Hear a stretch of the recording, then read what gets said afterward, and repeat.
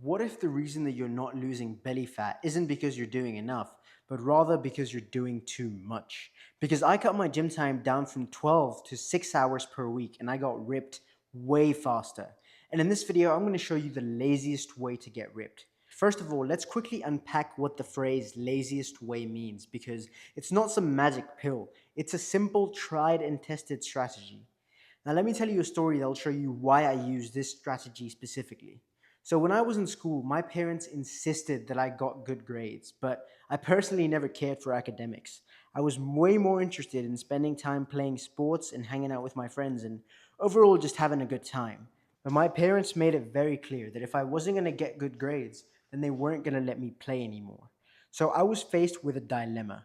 Spend more time studying or my parents weren't going to let me play. But the problem was that if I did spend more time studying, I wasn't going to have enough time to play anyways. So the problem that I was trying to solve was I wanted to get better grades without being a bookworm slash nerd. So I found a way for me to get done with all of my assignments and study for my tests while I was in school. This allowed me to get way better grades, but still have all the time in the world to do the stuff that I cared about. But for some reason, when I got into fitness, I failed to carry this exact mindset over. I did long workouts that required me to structure my entire day around the gym, and so before I knew it, fitness just consumed my entire life. And so the question that I asked myself when I was in school and didn't ask myself when I started fitness was, what is the least amount of work that I can do that's going to get me my desired result? And so that's all the lazy way really is. And just to make things a little bit clearer and to give you some perspective, Bill Gates, one of the most successful men on the planet, famously said he'd always choose a lazy person to do a hard job because they'd find an easy way to do it. And if you don't know already, then losing fat and getting ripped is hard. And if you can find an easy way to do a hard task, then you're not lazy, you're just fucking smarter than everybody else around you. So here's how the method works. You're gonna get the three main pillars of fat loss down, and then you're going to voluntarily and intentionally forget about everything else that you see. Every time you see a new workout method, a new diet, whatever, you ignore it because you're just gonna focus on these three pillars. Now, I'm not gonna give you basic advice like calorie deficit because you've probably already heard that a billion times before watching this video. I'm instead gonna give you three practical habits that you can implement that are gonna become pillars to your fat loss. Now, your first habit is to delay breakfast as much as humanly possible. So at this point, I'm sure you've heard of at least a million different fat loss diets and how every single one of them is amazing in its own ways. People are losing weight on the vegan diet, other people are losing weight on the meat-only diet.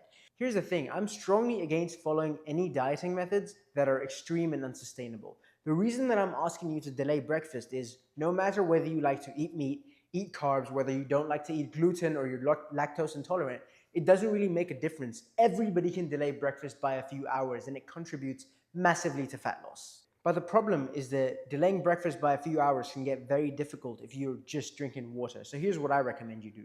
I recommend that you, one, use caffeine to your advantage because it's a great appetite suppressant. I'm having some caffeine right now as I work filming this video. But the other thing that you can do is to just drink a protein shake with some milk, not with water, with some milk because it'll fill you up for longer. So you get your protein in, but you don't get any calories in until later in the day. This is literally one of the most powerful tactics that I've ever implemented for fat loss because over the past month or so, I've been in the best shape of my life. And it's all because of this. I haven't even been counting my calories obsessively. In fact, I've barely been counting my calories at all. But I've still been able to lose fat and get ripped because of this habit. Now, this second habit is actually extremely underrated when it comes to losing weight. And the habit is to simply walk for a total of 30 minutes every day. Here's why I say it's so underrated. So whenever it comes to fat loss, people are obsessive with their diets. They'll, like I said before, they'll try every diet under the sun hoping to lose weight. There's two parts to losing fat, right? Eating less and moving more. Very oversimplified, but that's all it is. Everyone overemphasizes the eating less part, but nobody seems to think about the moving more part. But the thing is, moving more is so much easier than figuring out the perfect diet.